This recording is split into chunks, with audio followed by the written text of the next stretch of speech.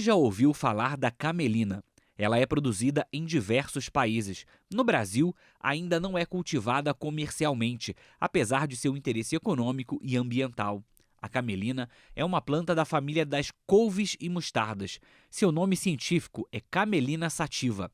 Essa planta anual pertence à família das brasicáceas, também conhecida como falso-linho. A planta da camelina tem cerca de 1 metro de altura, suas folhas são lanceoladas e variam entre 2 e 4 centímetros. Suas flores são amarelas e os frutos são silíquas. Suas sementes são oleaginosas, como as da soja, do couza ou do girassol. O teor de óleo das sementes varia entre 36% e 42%, percentual superior ao da soja. O interesse pela camelina vem da necessidade de culturas de baixo custo para a produção de combustível sustentável de aviação e de diesel renovável. Suas características agronômicas são positivas. A planta apresenta qualidades pouco comuns em oleaginosas, como baixa densidade de insumos agrícolas. Ela cresce bem em regiões semiáridas, em solos de baixa fertilidade e até salinos. É uma planta de ciclo curto. Seu período de crescimento é de 85 a 100 dias. É uma espécie vegetal compatível com os equipamentos agrícolas convencionais. Contudo, seu cultivo ainda não foi autorizado no Brasil pelo Ministério da Agricultura. A camelina é originária da Ásia Central e do Mediterrâneo. Ela foi cultivada em diversas regiões desde a Idade do Bronze. Sobre esse tema, o pesquisador Evaristo de Miranda conversa com Mário Fontes, engenheiro agrônomo com sólida experiência no Brasil e no exterior, na gestão de negócios e na operação no segmento do agronegócio. Ele atua na área de alimentos, sustentabilidade, biocombustíveis e bioenergia. Olá, bem-vindos ao Brasil Verde, um programa dedicado à sustentabilidade da agropecuária brasileira. Uma agropecuária que torna o mundo rural sustentável, mas também o mundo urbano. E uma dessas formas é a produção de combustíveis renováveis. A agropecuária brasileira produz combustíveis sólidos, como a lenha, muito carvão vegetal, produz combustíveis líquidos, como o etanol, o biodiesel, combustíveis gasosos, como o biogás, o biometano, e até também gera energia elétrica por cogeração. Mas as necessidades não param, as demandas não param. E hoje, e cada vez mais, se necessitará de combustíveis mais diferenciados para atender de forma sustentável a demanda da aviação e também de diesel mais sustentável. Para isso, outras plantas estão sendo estudadas. E hoje nós vamos conversar sobre uma planta pouco conhecida no Brasil, a camelina. Nós vamos conversar com o Mário Fontes, agrônomo, que tem experiência nesse tema e vai nos trazer muitas informações novas. Bem-vindo ao Brasil Verde, Mário. Olá, Evaristo. Um prazer conversar com você e com os que nos assistem sobre a camelina. Mário, antes da gente começar a falar da camelina, né, que é uma desconhecida para a maioria das populações, nós queríamos também conhecer o Mário Fontes. Você podia contar um pouco a sua história, onde você nasceu, o seu itinerário e como é que você acabou se envolvendo com essa planta? Claro. Bom, eu sou paulistano, nasci na cidade de São Paulo em novembro de 1960. Do lado do meu pai, o meu avô nasceu em São Salvador, da Bahia de Todos os Santos, também chamada de Salvador, na Bahia. A minha avó nasceu em Bragança Paulista, no interior de São Paulo, filha de imigrantes espanhóis. Do lado da minha mãe, o meu avô nasceu em Belém do Pará, minha avó em Fortaleza, no Ceará, e já o meu pai nasceu em Cambará, no norte do Paraná, e a minha mãe na cidade do Rio de Janeiro. Eu sou, portanto, brasileiro. Eu sou o mais velho entre 6 irmãos, engenheiro agrônomo, formado pela Faculdade de Ciências Agronômicas de Botucatu, na Unesp, há 40 anos. Na faculdade, eu tive o prazer e a honra de trabalhar com o professor João Barison Vilares e a sua equipe no sistema sal-ureia mineral para ruminantes nos trópicos, que deu origem ao sal proteinado, que hoje creio que todos os pecuaristas do Brasil utilizam. Logo após a faculdade, eu trabalhei por cerca de 15 anos com agricultura intensiva, floricultura e algo de fruticultura, mas principalmente com a produção e o comércio internacional de flores cortadas. Depois trabalhei cerca de 15 anos com cogeração, ou seja, geração de energia elétrica e outras, né, como até foi salientado no início, e com a produção de matérias-primas para biocombustíveis, que foi quando eu conheci a camelina. E, por fim, nos últimos 10 anos, eu trabalho como representante de produtores de alimentos estrangeiros que fornecem para as redes de supermercados. Muito bom, estamos situados, né? Só um detalhe: o que são alimentos estrangeiros para supermercados? Azeite de oliva? Tem, por exemplo, azeitonas e geleias espanholas, presunto cru e embutidos da Espanha, tem vários produtos da Argentina, né, como queijos, doce de leite, enfim, produtos que são produzidos por estrangeiros, né, por empresas estrangeiras e que as redes de supermercados aqui no Brasil importam diretamente. Tudo coisa boa, né? Tudo coisa boa. É um grande prazer hoje trabalhar com isso em comparação com os anos em que eu trabalhei com as flores, né, professor? Porque aí Imagino. a flor a gente não come, né? Não, raramente. Tirando couve-flor e brócolis, e de vez em quando uma alcachofra, é difícil a gente comer flor. Mas o nosso tema hoje é a camelina, né? Conta um pouco para nós sobre essa plantinha aí, a história dela, não é? Ela é muito antiga, né? Ela acompanha o homem já há muito tempo, apesar de nós não estamos familiarizados com ela.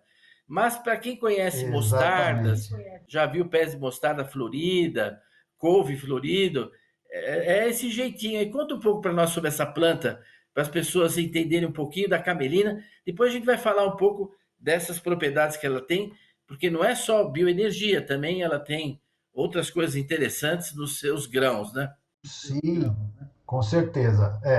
A camelina, né, o nome científico é Camelina sativa, ela foi descrita por Linneu, né? Então, realmente é uma planta herbácea oleaginosa, anual, né, de ciclo curto, 85 a 100 dias do plantio até a colheita, e ela tem baixas necessidades hídricas, né, em termos de chuvas e também de fertilizantes.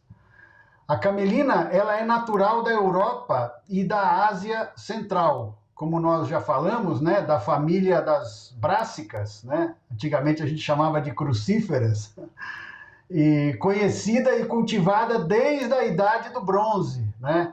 Aquele homem de gelo, né, foi apelidado de Ötzi, foi encontrado em setembro de 1991 nos Alpes, entre a Itália e a Suíça, né, e uma parte ali em direção à Áustria. Estima-se, né, que ele tinha 3.300 anos, né, até antes de Cristo, perdão. Então, quase 5.300 anos aí o Ötzi, e ele carregava na sua bolsa sementes de camelina, né? A camelina também foi introduzida por engano nos Estados Unidos, no Canadá e na Argentina nos anos 1920 e 1930, junto com sementes de linho que foram importadas da Europa. Aliás, como na apresentação aqui se falou, né, um dos nomes comuns da camelina é falso linho. Não se conseguia distinguir na época, né, essas sementes da camelina das sementes de linho, e importação de semente vinda da Europa, então, chegou a introduzir nesses biomas, né, nos Estados Unidos, no Canadá e na Argentina, a camelina por acidente, né? Na época, realmente, não se tinha capacidade de distinguir uma semente da outra. E a camelina foi resgatada do quase esquecimento, né, a partir dos anos 1980, pelo alto teor de ácidos graxos ômega 3 que ela tem no seu óleo, né? O Dr. Dwayne Johnson, da Universidade de Montana, é um pesquisador, ele foi o responsável por esse resgate. E eu conheci o Dr. Dwayne através de um amigo americano. Só para quem está nos assistindo aqui, não é? Se esse homem aí da idade do bronze, né? Do início dela, nem 5.000 anos atrás, se ele levava na bolsa a camelina, não era para fazer biocombustível, né? Certamente ele ingeria, comia a camelina. Não sei se nos intestinos dele chegaram a achar camelina, mas era um energético que ele estava levando ali, né? Assim como quem vai atravessar a montanha leva um energético, hoje em dia uma barrinha, coisa com alta energia, quem faz escalada, tudo, acho que esse recurso, né, ilustra o quanto essa planta tem um poder energético alimentício, né? Exatamente.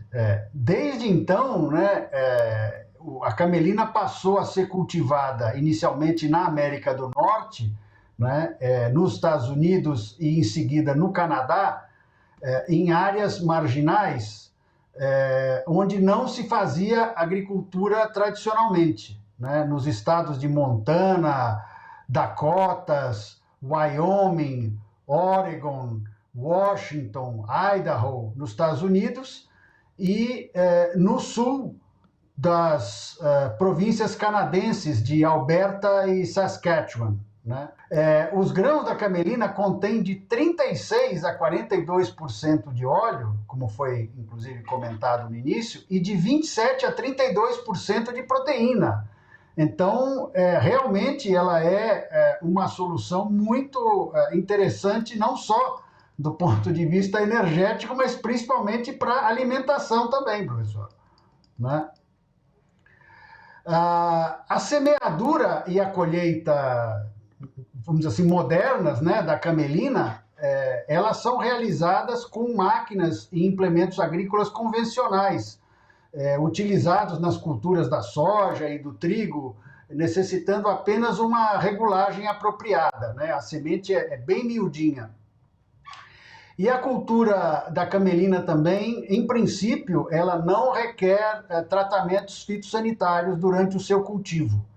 Ela possui, inclusive, características alelopáticas com feedback positivo quando cultivada em rotação com culturas como cereais e leguminosas. Por exemplo, controle de nematóides.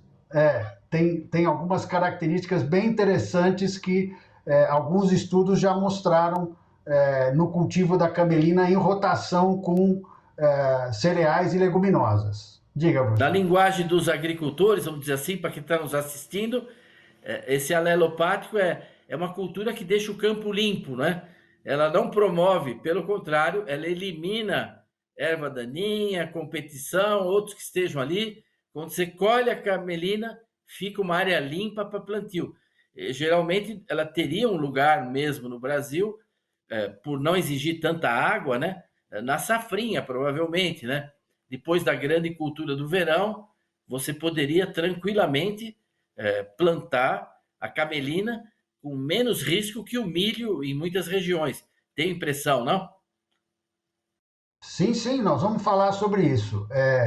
O esmagamento dos grãos da camelina em uma prensagem a frio produzem uma torta com um teor de óleo residual que vem sendo usada como ração animal. E o óleo, desde aquela época do professor Dwayne lá em Montana, né, começou a ser usado inicialmente como matéria-prima para suplementos, fármacos, cosméticos e até mesmo para a produção de biodiesel. Então, são umas características bem interessantes que a camelina, né, e o óleo da camelina têm. Vamos entrar, professor, falando um pouco já sobre a questão do uso da camelina como matéria-prima para biocombustíveis, né? Em 2007, foi uma iniciativa da aviação civil e militar que definiu como meta a introdução e o uso de combustíveis renováveis na aviação. E o óleo de camelina, como já vinha sendo cultivado nos Estados Unidos e no Canadá, ele passou a ser usado, então, como uma das principais matérias-primas para a produção do bioquerosene, né, ou do querosene de aviação renovável, né, feito a partir de óleos vegetais e gordura animal, né. Um processo que foi desenvolvido inicialmente pela UOP, é uma divisão da Honeywell, né, uma grande empresa, um conglomerado que fornece equipamentos para a indústria de óleo e gás. É um processo de hidrogenação e craqueamento de óleos vegetais e gorduras animais. Esse bioquerosene, que foi produzido inicialmente lá nos Estados Unidos, né, ele foi amplamente testado em turbinas e foi certificado pela ASTM em meados de 2011, né? Esse processo de produção de bioquerosene, ele é conhecido pelas abreviaturas de ESPT, HRJ ou BioSPK. Olha só. Mas no Brasil, a camelina ainda não chegou, né? Então, não chegou, né? Deixa eu só comentar mais um detalhe que eu acho que é importante, né? O FDA, né, a Food and Drug Administration nos Estados Unidos, ela aprovou o uso do óleo da camelina como né? Eles chamam de GRAS, G-R-A-S, né? Generally Recognized as Safe. Isso em 2009. E a Autoridade Europeia para a Segurança dos Alimentos, na Europa, também em 2009. Né? Em seguida, a torta da camelina também foi aprovada como ingrediente proteico para rações animais.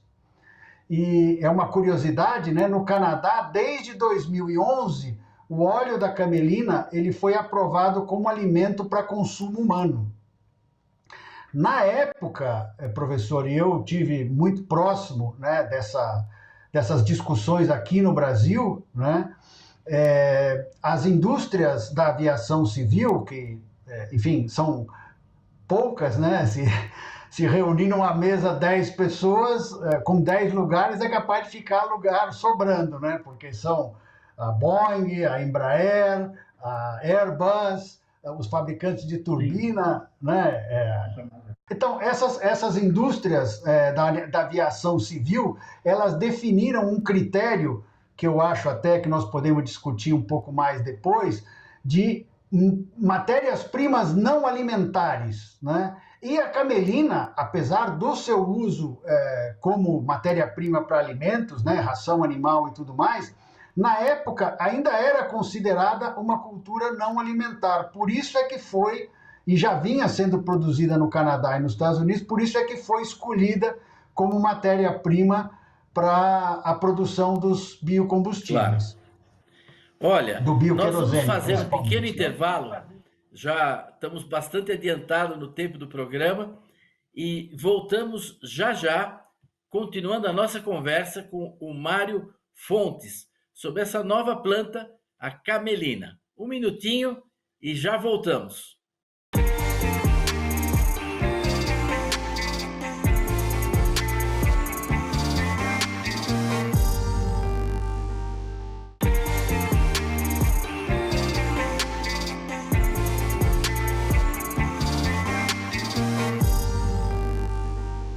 Olá, estamos de volta no Brasil Verde, hoje conversando com o Mário Fontes, agrônomo, que tem experiência com a camelina, uma planta muito interessante, tanto do ponto de vista nutricional, como na produção de energia, e de energia para a aviação, para o bioquerosene.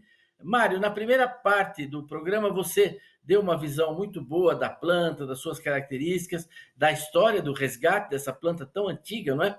Agora, no Brasil, nós não cultivamos ainda a camelina. Por quê, hein? Bom, nós não cultivamos a camelina comercialmente, né? Nós fizemos alguns ensaios no início dos anos 2010, mas todos em áreas de pesquisa, né? porque eu, né, como autor, inclusive, em 28 de julho de 2011, né, dei entrada junto ao Serviço de Sanidade Vegetal do Ministério de Agricultura, Pecuária e Abastecimento, um processo de análise de risco de pragas, né? Porque as sementes da camelina, elas ainda não estão aprovadas para seu cultivo no Brasil, né? Como nós comentamos no primeiro bloco, nos Estados Unidos, no Canadá e na Argentina, né, logo aqui do nosso vizinho, a camelina não se pode considerar como uma introdução, pelo fato de que ela lá em 1920, 1930, né, foi introduzida por acidente. Então, sei lá, você vai no sul da Patagônia e você encontra plantas de camelina que parece que são autóctones e, na verdade, elas foram introduzidas por acidente, né?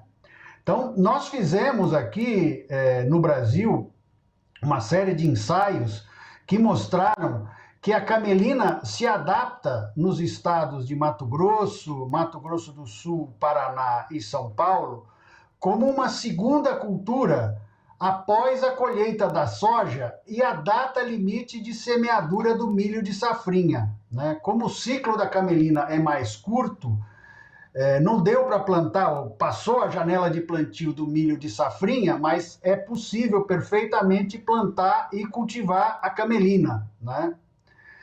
A camelina também pode e se adapta, né, no Rio Grande do Sul, em Santa Catarina e no Paraná, como uma cultura alternativa de inverno.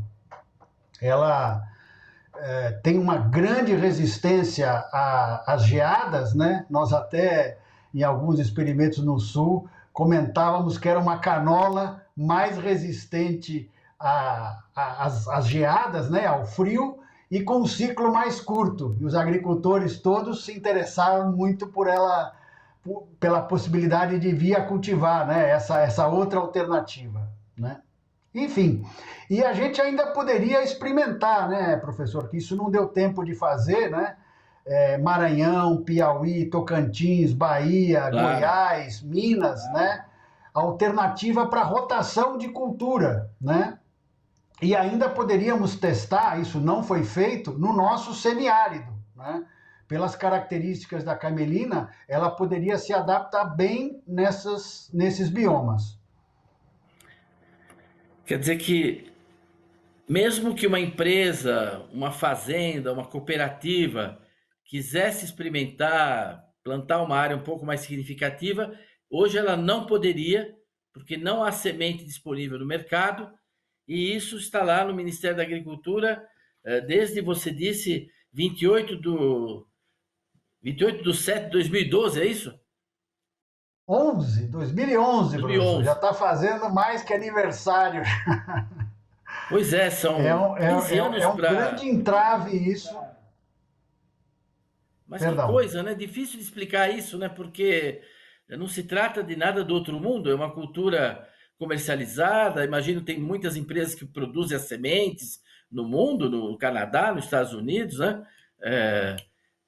Vamos ver, né? Se de repente alguém acorda lá e bate o carimbo nesse processo e destrava aí, né? essa, né? Eu tenho aqui, desculpa, professor, eu tenho aqui um livro que foi produzido em 2014, né?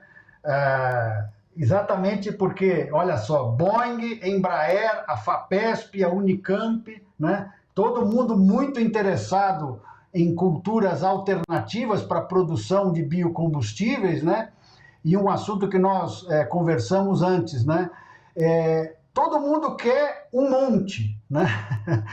A indústria demanda bilhões de litros e nós não temos 1 litro produzido, né? Então, qualquer que seja a cultura que venha a suprir essa necessidade de biocombustíveis, nós precisaríamos ter uma escala de produção, passar a produzir 100, 1.000, 10.000, 1 milhão de hectares, né? E nós temos todas essas possibilidades aqui no país, mas sem a aprovação do Ministério da Agricultura, o cultivo da camelina no país aqui não vai para frente, né? Os nossos vizinhos aqui na Argentina já têm feito muito barulho com o cultivo da camelina, né? Eles encaram lá como uma alternativa eles chamam de barbecho, né? Quer dizer, um cultivo Barbecho. no período para manter o solo cultivado, né? Coisa que aqui De no plantio descanso. direto a gente já faz há bastante tempo.